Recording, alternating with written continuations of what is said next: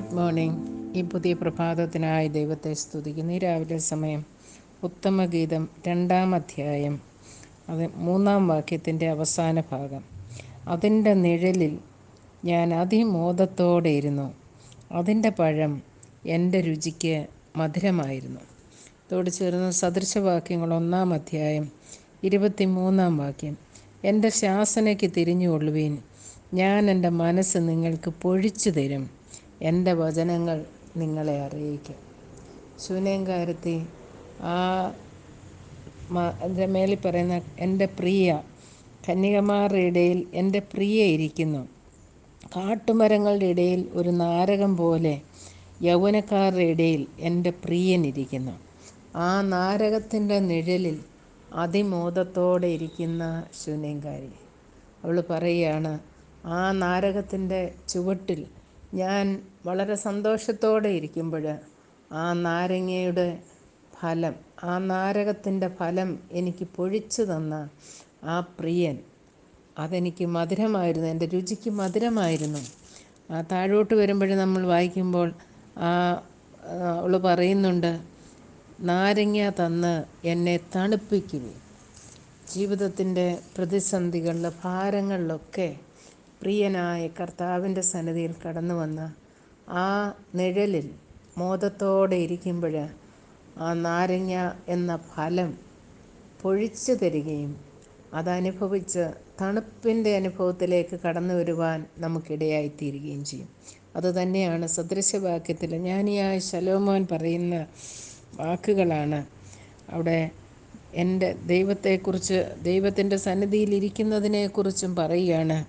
എൻ്റെ ശാസനയ്ക്ക് തിരിഞ്ഞുകൊള്ളുവീൻ, ഞാൻ എൻ്റെ മനസ്സ് നിങ്ങൾക്ക് പൊഴിച്ചു തരും. ദൈവത്തിൻ്റെ മനസ്സ്, ദൈവത്തിൻ്റെ ആഗ്രഹങ്ങൾ, നമ്മെക്കുറിച്ചുള്ള അവൻ്റെ പദ്ധതികൾ, അവൻ്റെ ആലോചനകൾ, അത് കേൾക്കുവാൻ അവൻ്റെ സന്നിധിയിൽ വന്ന് നാം മിണ്ടാതെ ഇരുന്ന് ദൈവമെന്നറിയുവാൻ, ദൈവത്തെ അറിയുവാൻ, ദൈവത്തിൻ്റെ ആലോചനകളെക്കുറിച്ച് അറിയുവാൻ ഓരോ ദിവസവും കണ്ടെത്തുമെങ്കിൽ, സമയം വേർതിരിക്കുമെങ്കിൽ അത് നമ്മുടെ ജീവിതത്തിന് ഏറ്റവും അനുഗ്രഹത്തിനും ദൈവകൃപയാവരിക്കുന്നതിനും മുഖാന്തരമായിത്തീരും.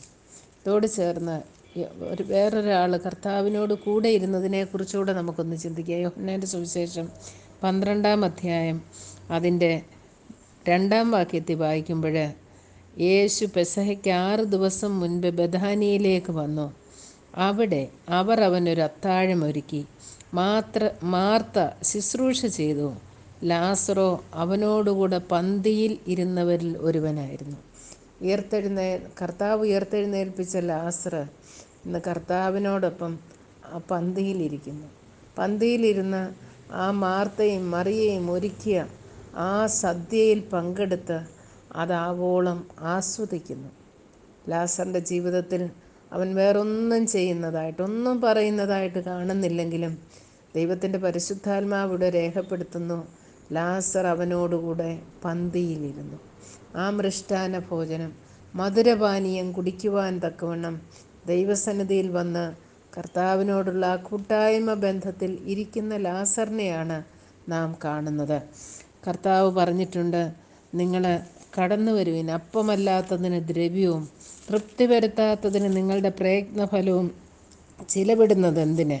എൻ്റെ വാക്ക് ശ്രദ്ധിച്ചു കേട്ട് നന്മ അനുഭവിക്കുവിൻ, പുഷ്ടഭോജനം കഴിച്ച് മോദിച്ചു കൊള്ളുവിൻ. കർത്താവിൻ്റെ സന്നിധിയിൽ കടന്നു വരുമ്പോൾ അവിടുത്തെ സന്നിധിയിലുള്ള പുഷ്ടഭോജനം, അതാണ് യെശയ്യാ മുഖാന്തരം തൻ്റെ ജനത്തോട് ദൈവം കൊടുക്കുന്ന അരുളപ്പാട്.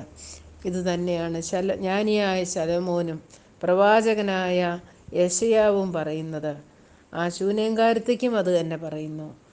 യോഹന്നാൻ അപ്പോസ്തലൻ രേഖപ്പെടുത്തിയിട്ടുള്ള ആ ലാസർ അവനും ഇതനുഭവിച്ചു. ജീവിതത്തിൻ്റെ ഏത് തുറകളിലുള്ളവർക്കും ഏത് സമയത്തും ഏത് സാഹചര്യത്തിലും ഈ കർത്താവിൻ്റെ സന്നിധിയിൽ കടന്നു ചെന്ന് ആ പുഷ്ടഭോജനം കഴിക്കുവാൻ, അവനോടുകൂടെ പന്തിയിലിരിക്കുവാൻ, അവൻ പൊഴിച്ചു തരുന്നതിനെ അനുഭവിപ്പാനിടയായിത്തീരും. അത് നമ്മുടെ ജീവിതത്തിന് ശക്തിയും പ്രത്യാശയും ധൈര്യവും ഒക്കെ പകർന്നു തരികയും ചെയ്യും. ഇന്ന് പകൽക്കാലം അതിനായി നമുക്ക് നമ്മെ തന്നെ സമർപ്പിക്കാം.